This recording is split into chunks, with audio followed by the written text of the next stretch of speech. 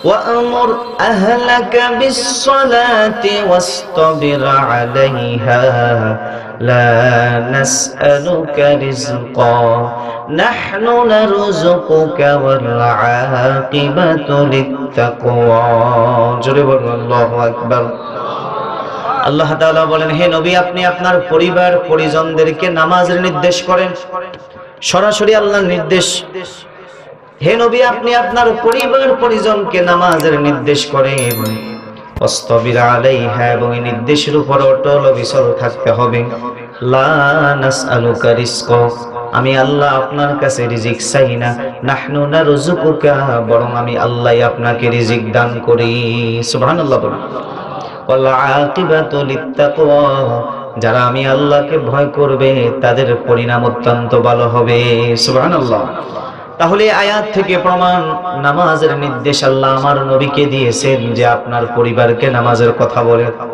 এখান থেকে বোঝা গেল আমি শুধু নামাজ পড়লে হবে না আমার পরিবার পরিজন সন্তান বিবি বাচ্চা সবাইকে নামাজের নির্দেশ দিতে হবে ঠিক না বেঠিক অনেক মুরব্বী বাবা আছেন নিজে নিজে নামাজ পড়তে চলে আসেন বিশেষ করে ফজরের নামাজের সময় এখন তো রাত অনেক বড় ঘুম কম হয় যার কারণে ছটফট ছুটে যায় অনেক মুরব্বির ঘুম হয় না তাড়াতাড়ি উঠে যায় তাহাজ্জুদ পড়ে জিকির আজকার করে আল্লাহর কাছে দোয়া করে নামাজের আজান হলে তাড়াতাড়ি মসজিদে চলে আসে কিন্তু ওই মুরব্বির উপযুক্ত ছেলে উপযুক্ত মেয়ে ঘুমিয়ে থাকে তাদেরকে ডাকে না আছে না নাই খবরদার নিজে নামাজ পড়বেন সন্তান নামাজ পড়ে না খোঁজ খবর রাখবেন না এটা হবে না আপনি আপনার সর্বোচ্চ চেষ্টা দিয়ে হলেও সন্তানকে নামাজের দিকে নির্দেশ করতে হবে আপনি যদি রাস্তা দিয়ে যাইতেছেন যদি দেখেন একটা ছোট বাচ্চা পানি নিয়ে খেলা করতেছে অথবা আগুন নিয়ে খেলা করতেছে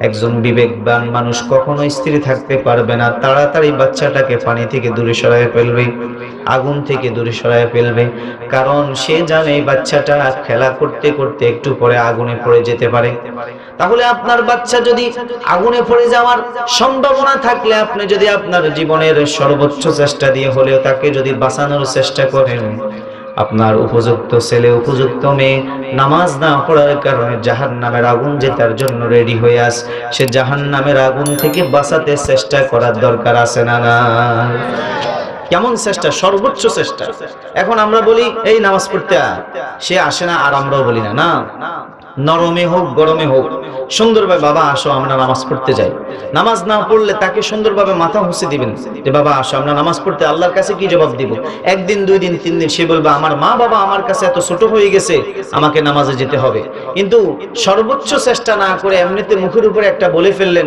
সে পড়লো না পড়লেন এটা হলে হবে না আপনার চেষ্টা শেষ তারপরেও যদি সে না পড়ে কিয়ামতের দিন আল্লাহর আদালতে আপনার আর কোনো অসুবিধা হবে কারণ আপনি তো আপনার চেষ্টা করেছেন এইজন্য আমরা আমাদের সর্বোচ্চ চেষ্টা দিয়ে হলেও অন্য ভাইকে নিজের সন্তান পরিবার পরিজনকে নামাজের দিকে আহ্বান করব ইনশাআল্লাহ কারণ কি জানেন আপনি মসজিদের দিকে আসতেছেন আসার সময় দোকানে অনেক মানুষ বসে বসে চা খায় আড্ডা দেয় বিড়ি খায় গল্প গুজব করে আছে না নাই আসার মুহূর্তে আপনি যদি তাদের সামনে গিয়ে একটু হাসি মুখে সালাম দিয়ে বলেন ভাই আসেন নামাজের সময় হয়ে গেছে আমরা মুসলমান নামাজ পড়তে হবে মরে যেতে হবে আল্লাহর আদালতে হিসাব দিতে হবে নামাজ ছাড়া আমাদের কোনো গতি নাই দুই একটা কথা বলে যদি একজন মানুষকে মসজিদে নিয়ে আসতে পারেন আপনার নামাজ কবুল হলো কি হলো এতে সন্দেহ থাকতে পারে কিন্তু একজন মানুষকে দাওয়াত দিয়ে মসজিদে আনার কারণে আল্লাহ তাআলা আপনাকে পূর্ণাঙ্গ নামাজের সওয়াব দিয়ে দিবেন সুবহানাল্লাহ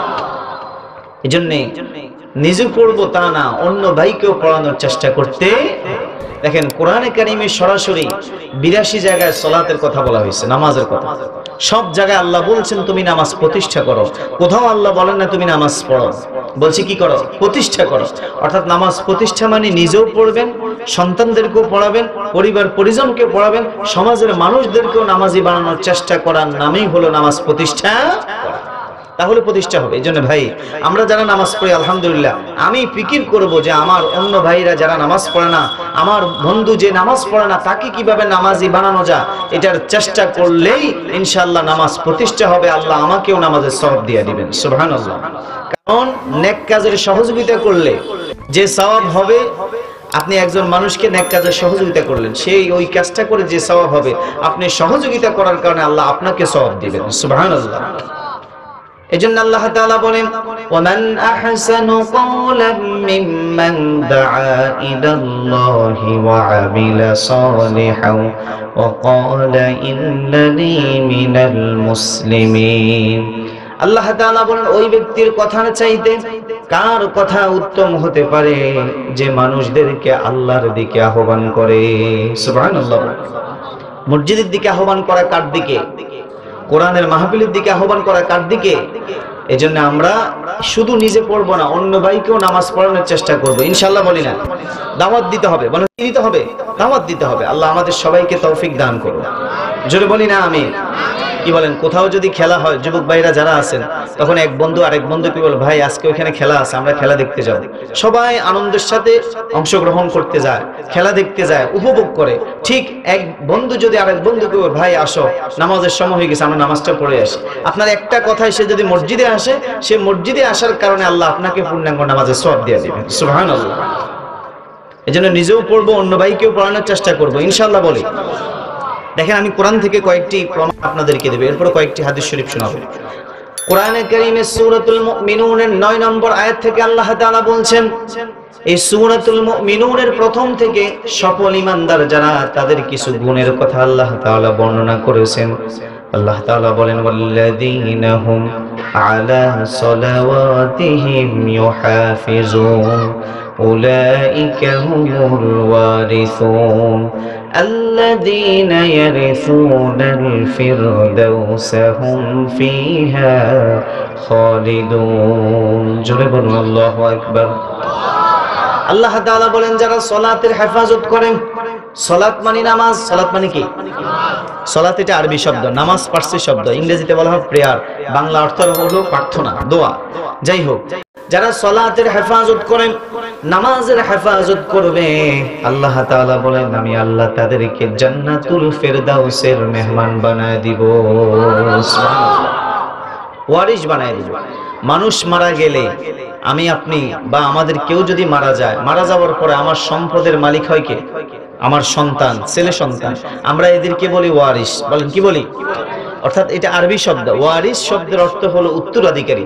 তাহলে আপনি মারা গেলে যেভাবে অটোমেটিক আপনার সন্তান আপনার সম্পদের ওয়ারিস হয়ে যায়, ঠিক আল্লাহ তাআলা বলছে, বান্দা তুমি যদি নামাজের হেফাজত করো, আমি আল্লাহ কথা দিলাম তোমাকে জান্নাতের ওয়ারিস বানায় দিব। সুবহানাল্লাহ।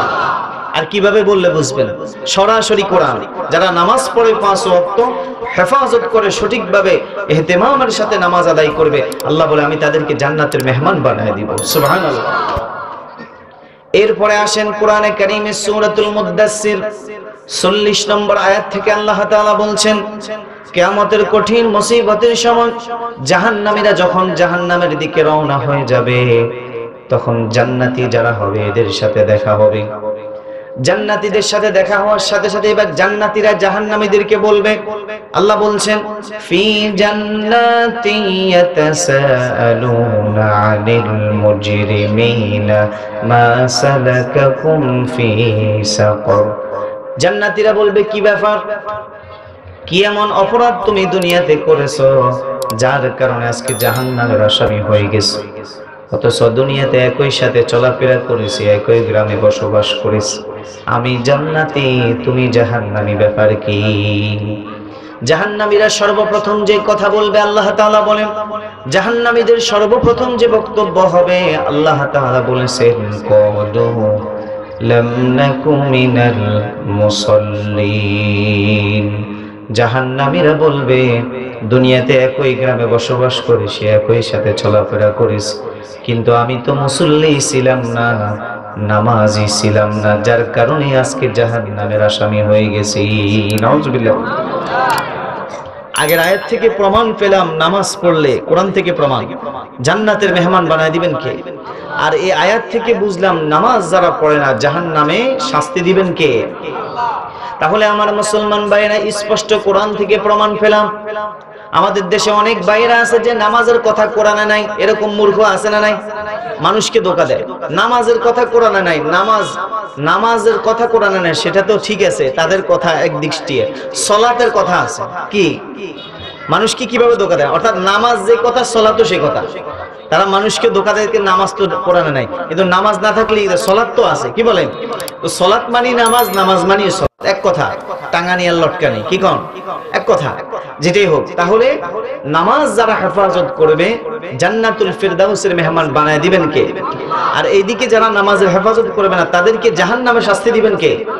স্পষ্ট আয়াত। এখন আপনারা যারা নামাজ পড়েন আলহামদুলিল্লাহ, জান্নাতের আশা করা যায় কি যায় না? আর আমার যে সমস্ত ভাইয়েরা, বোনেরা, মায়েরা, বোনেরা নামাজ পড়ে না, তাদের অবস্থান কোথায় হবে আপনারাই বলেন, আমি বলবো না। আল্লাহর কোরআন থেকে শুনালাম, কোথায় হবে? জাহান্নাম ছাড়া উপায় থাকবে। এজন্য আমরা যতই মুসলমান দাবি করি, ইমানদার দাবি করি, প্রতিদিন 5 বেলা যদি আমি 5 ওয়াক্ত সঠিকভাবে নামাজ আদায় না করি, যতই মুসলমানের ঘরে জন্মগ্রহণ করি না কেন, আল্লাহর দপ্তরে আমার মুসলমানিত্ব থাকবে না। ঠিক না বেটি? এজন্য মুসলমান হয়ে যদি কবরে যেতে চাই, দৈনিক আমাকে আপনাকে কয়েকটা সালাত আদায় করতে হবে। এখন তো আমাদের নামাজীদের ভিতরে ধোঁকাবাজি নামাজ বেশি। শুক্রবার আসলে, জুমাবার আসলে এক সপ্তাহের ভিতরে একদিন পড়ে নামাজ, আছে না নাই? আবার মাঝে মাঝে পড়ে, একদিন পড়লে আরেকদিন পড়ে না, এক ওয়াক্ত পড়লে আরেক ওয়াক্ত পড়ে না। এরকমের সংখ্যা কম না বেশি? তো এরকমের সংখ্যা যারা আছেন, এই অভ্যস্ত যারা আছেন, এদের কোনো দাম আল্লাহর কাছে। আপনি যদি কোথাও চাকরি করেন, আপনার ডিউটি হলো 10টা থেকে 4টা অথবা 9টা থেকে 2টা। এখন আপনি যদি ডিউটির মধ্যে 9টা থেকে গিয়ে 10টার দিকে চলে আসেন, আপনার চাকরি থাকবে? কোনো বিনিময় পাওয়া যাবে? তাহলে দুনিয়ার কাজের মধ্যে যদি সময় মতো ডিসিপ্লিন অনুযায়ী যদি আমি না করি, আমি যদি কোনো বিনিময় না পাই, আল্লাহ তাআলা যে আমাকে বিধান দিয়েছেন 5 বেলা আল্লাহকে সিজদা করতে, যদি 5 বেলা আল্লাহকে সিজদা না করি, আল্লাহর পক্ষ থেকে কোনো বিনিময় পাওয়া যাবে না। ঠিক না বেটি? এজন্য আল্লাহ তাআলা কোরআনে কারীমে সূরাতুল বাকারার 266 নম্বর আয়াতে বলছেন, ইন্নাল্লাযীনা আমানু ওয়া আমিলুস সালিহাতি ওয়া আকামুস সালাতা ওয়া আতাউয যাকাতা লাহুম আজরুহুম ইনদা রাব্বিহিম ওয়া লা খাউফুন আলাইহিম ওয়া লা হুম ইয়াহজানুন। জোরে বলুন আল্লাহু আকবার। আল্লাহ তাআলা বলেন, নিশ্চয় যারা ঈমান আনবে, নেক আমল করবে, নামাজ প্রতিষ্ঠা করবে, যাকাত প্রদান করবে, আমি আল্লাহর রাস্তায় দান সদকা করবে, আমি রবের কাছে তাদের জন্য রয়েছে মহা পুরস্কার। মহা পুরস্কার মানে জান্নাত। আর আমি আল্লাহ ওই নামাজি ব্যক্তিদেরকে এমন সম্মানে রাখবো, তাদের দুনিয়া এবং আখিরাতে কোনো ভয় থাকবে না, চিন্তাও থাকবে না। সুবহানাল্লাহ। এভাবে আমি যদি কোরআন থেকে আপনাদেরকে শুধু আয়াতগুলো শোনায়া যায়, আমার কয়েক ঘন্টা চলে যাবে, কিন্তু কথা শেষ হবে না। এতটুকুই রাখলাম। তাহলে কোরআন থেকে আমরা প্রমাণ পেলাম, নামাজ পড়লে, 5 ওয়াক্ত সালাত আদায় করলে জান্নাতের মেহমান বানায় দিবেন কে? আর যদি নামাজের মধ্যে এলোমেলো করি, সঠিকভাবে নামাজ আদায় না করি, জাহান্নামের শাস্তি দিবেন কে? আল্লাহ আমাদেরকে বুঝার তৌফিক দান করুন। জোরে বলি আমিন। আমরা মুসলমান দাবি করি, নামাজ পড়ি না, এটা বড় আশ্চর্যের বিষয়। ইমানদার দাবি করি, নামাজ পড়ি না, আছে না নাই? খবরদার, জীবন চলে যাবে, নামাজ ছাড়বো না ইনশাআল্লাহ বলি। যত কঠিন সময় থাকি, আল্লাহর বিধান বলা হয়েছে যে সমুদ্রের মধ্যে তুমি ডুবে যাইতেছ, কিন্তু এখনো ডুবো নাই, তোমার হুঁশ আছে, নামাজের সময় হয়ে গেছে, ইশারায় হলেও নামাজ পড়তে হবে। ঠিক না বেঠিক? নামাজের ছাড় নাই, কিন্তু মা বোনদের রুখসত থাকলেও আমাদের পুরুষদের কোনো রুখসত নাই।